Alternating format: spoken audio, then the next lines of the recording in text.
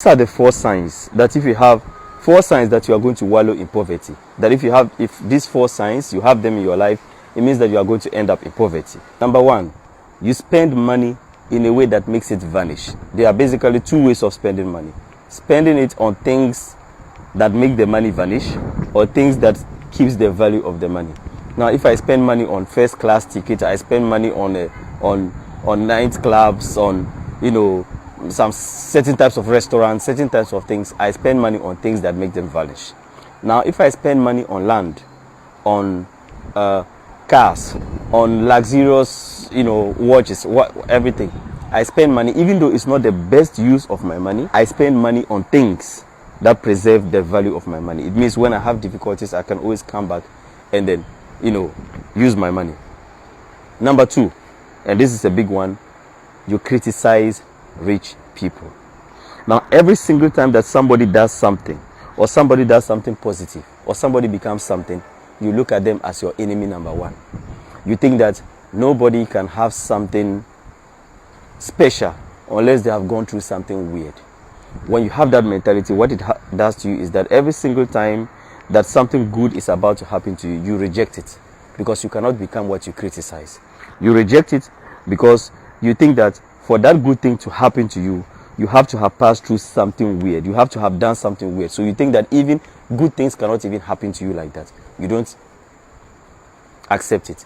You have to learn to tap into the grace of people. When you see people doing something good, tap into their grace. Understand also and accept yourself. Jealousy is a natural human feeling. Every single time that you feel jealousy, turn that jealousy into inspiration. Because you are only jealous of things that are nice, things that are beautiful. Okay, you are not jealous of things that you don't want. Every single thing that you are jealous of is something that is beautiful, right? So whenever you are jealous, turn that jealousy into inspiration and learn to tap into the grace of other people. I don't want to make my videos very long, but I'll share a quick story. 2017, 2018, there was a guy from my village. He's called Fancy Gadam. At that point, he had become a sensation in Ghana. He had become very, in a very short time, he had become, known all over the place. He had even won the most popular song of the year and everything. He was all over the place. I went on Facebook and I wrote him, I inboxed him. I said, my brother, God has blessed you. Even if God decides to never do anything good for you again from today, you have to thank God for what he has already done. Because what he has done to you, he has never done for anybody from the part of the world that you come from. And remember that. And I know that, my brother, God is in your house. I want you to remember me in prayers. And he said, my brother, I will remember you in prayers. Before I made this video, I went on TikTok and I checked and I realized that I have more followers than him today. Right? Recently, I was in Tamale. I went to take breakfast at a local joint. I saw him there. He came. He had recognized me. He came to me and we were talking. We exchanged pleasantries. And he said he has been watching my videos and stuff. I didn't even remind him of this day. He doesn't even remember that I ever sent him a message seeking, tapping into his grace. You have to learn to tap into the grace. When you see grace, you have to learn to tap into grace. When you see grace, you should understand it. Instead of being jealous, tap into it. Number 3, you hang around negative people. And when I say this, I don't mean that you should cut negative people in your life. The negative people in your life, they are God's special gift to you. There is nothing you can do about them. Right? I'm not telling you to cut them off. But every single person who comes in your life right now has to be in a place where you want to be.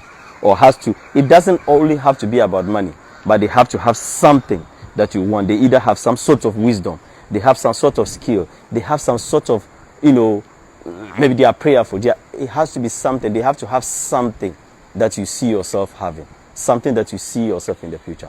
Those that you have, if they leave, fine. But all the new people that you add to your life, they have to be people who are headed the same place that you are headed. Number 4, you are very, very comfortable with debts. This one, a lot of you will argue on this. The excuse that people say, oh, but rich people have debt. Let me put it to you this way. rich people don't have debt. What rich people have is that often they have a company that has assets, and against those assets, they borrow some little money against those assets. And the rich people actually own a part of this company.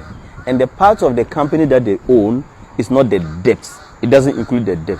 They only own a part of the company that doesn't involve the debt. That means that when the company sells its assets and removes the debt, whatever is left is what they own a part of.